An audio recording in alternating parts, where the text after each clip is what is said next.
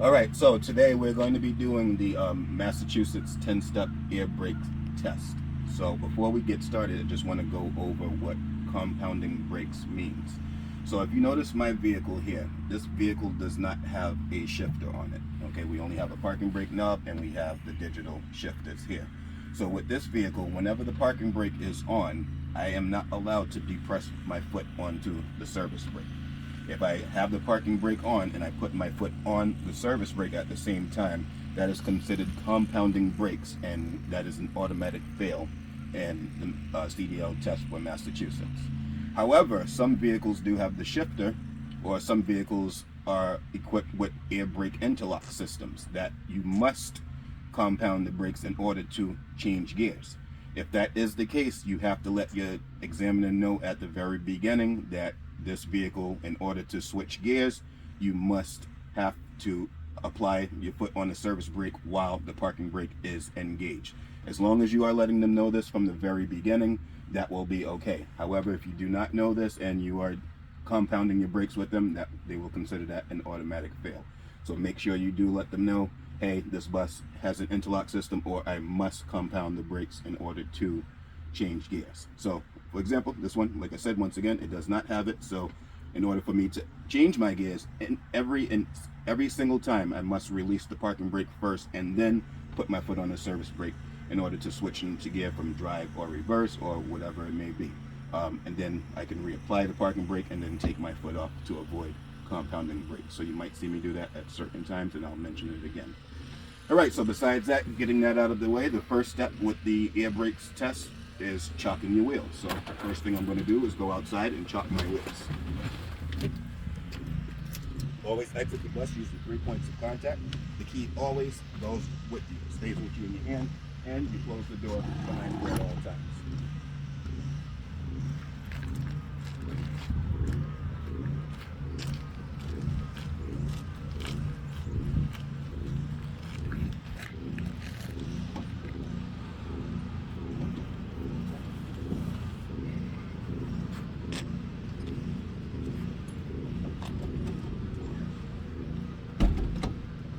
When applying the chocks, you are putting both on the same wheel, one in the rear of the rearmost passenger tire, outermost passenger tire, one in the front of the rear outermost passenger tire. And that completes the first step of the air brake test. Now we're going to enter the bus and continue on with the remaining steps. Opening the door, always using 3 points of contact when you're entering or exiting the vehicle.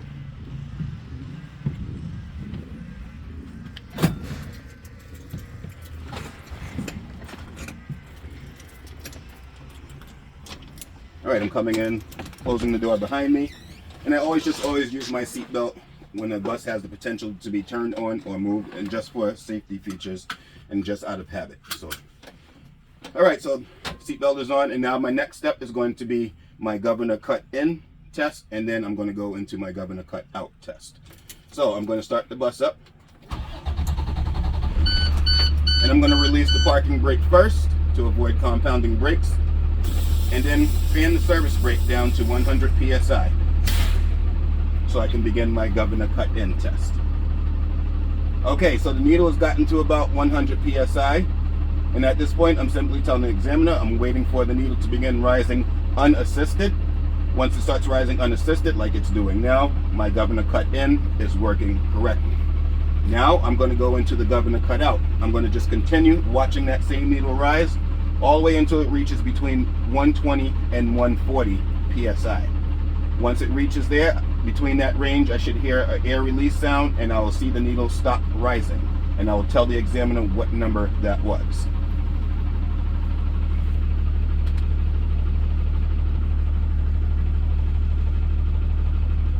All right, so I heard the air release sound. The needle stopped rising at 125 psi. So I know my governor cutout is working correctly, and that step has been completed. Now I'm going to reapply the parking brake, and I'm going to shut the vehicle off.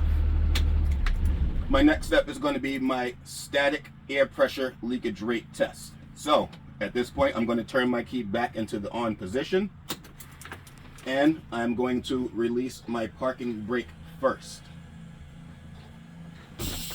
there's going to be an initial drop of between 5 to 15 psi. I was at 125 psi. I'm going to wait for that needle to stabilize, and I must tell the examiner exactly how much psi was initially lost. So I went from 125 psi and I'm now down to 115 psi. So I initially lost 10 psi in pressure. At this point, I can begin to time now. And I'm looking to make sure that I do not have more than a 2 psi loss within that within a minute. So timing now. And another note to note for this for the test: you must have a watch with a second hand, such as this watch here. I also, for example, have a Fitbit. The Fitbit cannot be used because it is a Bluetooth device. You cannot use any devices that have Bluetooth with it, or any Apple Watches or anything like that. They want you to have either a digital stopwatch or a watch that has a second hand. So if you don't have any of those, please be sure to subscribe to my page and I can rent this watch out to you. Just kidding. All right, for the purpose of this test, we're going to say 1 minute has gone by for the purpose of this demonstration. So after 1 minute, I'm looking back at my needle and I did not notice any more than a 2 psi drop in my air tank. So my static air pressure leakage rate is working correctly. Now the next test is going to be the applied air pressure leakage rate. So for this, I'm going to simply put my foot on the service brake, applying 90 pounds of pressure. If you do not have a supply pressure gauge, you must just simply say I'm just holding my foot down to the ground on the service brake. So once again, there was another initial loss of there will be an initial loss of 5 to 15 psi. I was at 115. I'm now down to 105. So I lost another 10 psi in pressure. So once again, at that point, I will begin timing right now for 1 minute to make sure I do not lose more than 3 psi within that 1 minute, with my foot still applied and holding on to the service brake.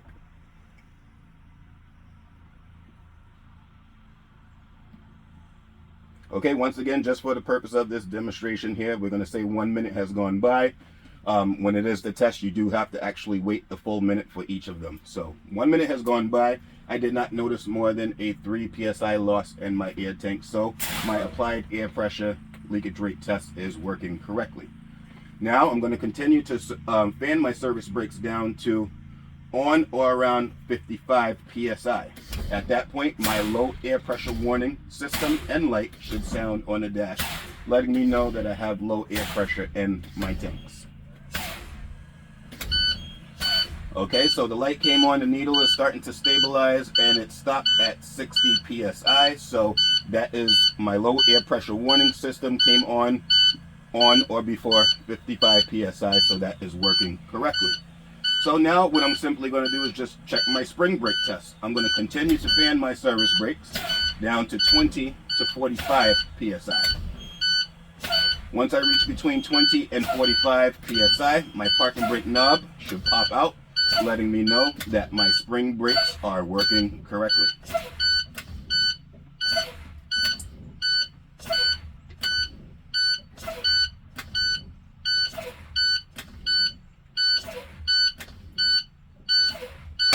Okay, so right at 25 psi, my parking brake knob popped out, letting me know my spring brakes are working correctly because it's within the range of 20 to 45 psi.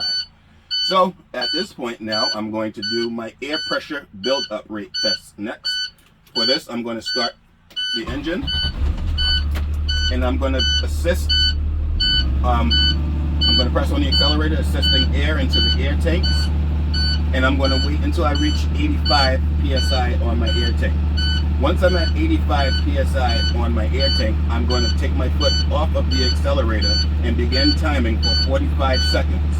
Once I'm going to make sure it reaches between 85 and 100 within that 45 seconds to let me know that my air pressure buildup rate test is working correctly.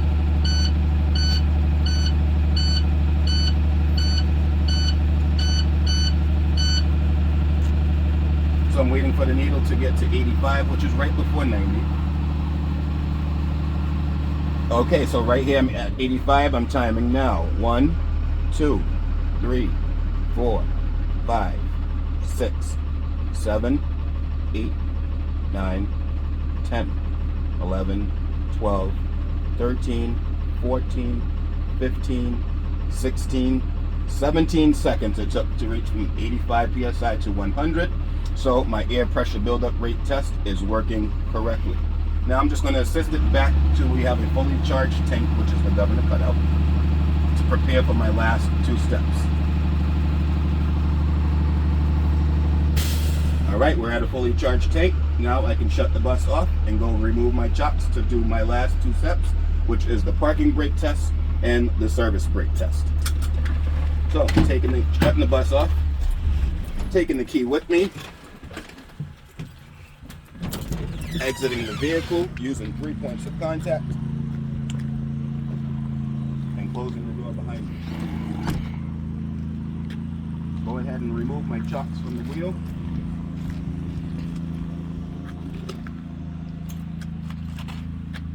And secure them back into the back of the bus.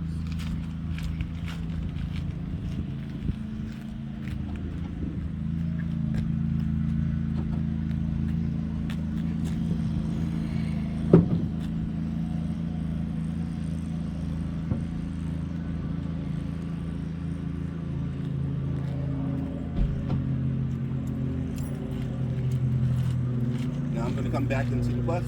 Once again, every single time, as a reminder, 3 points of contact. Those are automatic failures if you fail to do so, if you do not close the door behind you, if you do not have 3 points of contact, or if you do not have the keys with you. Those are all considered automatic failures. So 3 points of contact, entering the bus again.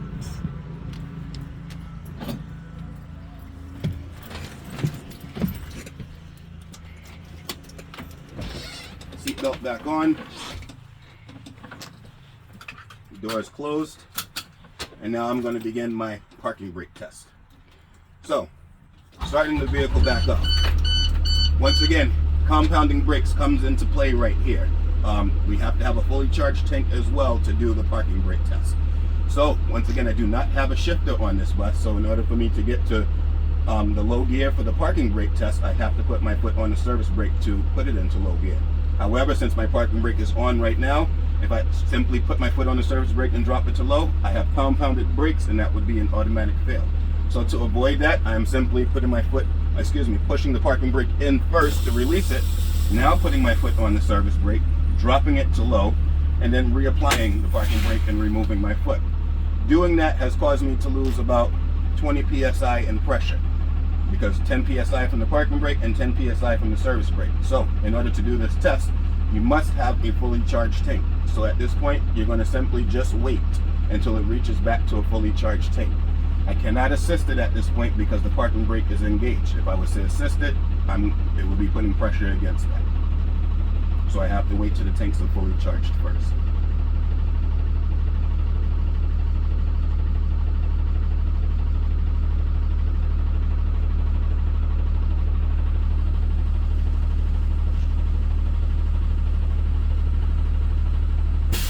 Alright, so right here the tanks are fully charged. I have a fully charged tank, so now I can go ahead and perform my parking brake test. I'm going to check my surroundings, and I'm going to simply press the accelerator until I get to 10 RPM just to make sure that the bus holds. And I'm just going to do it very quickly, don't have to hold it for too long. Alright, I got it to 10 RPM, the bus held, the parking brake is working correctly. Now for this last test, I'm going to be doing my service brake test. To do this, I'm going to once again check my surroundings, make sure everything is clear, releasing my parking brake and moving forward at 5 miles an hour. And then I'm going to firmly press the brakes. What I'm looking for is to make sure that the wheel is not pulling from the left or the right, the bus is stopping straight, and I'm not hearing any unusual noises. So before I perform, once again checking my surroundings, everything is clear, releasing the parking brake, and I'm going to drive to 5 miles an hour, and I'm going to hit the surface. Okay? The bus did not pull left or right, it stopped straight. I didn't hear any unusual noises. Now I can simply put the bus back into neutral, reapply the parking brake, take my foot off the service brake, and tell the examiner that completes my air brakes test.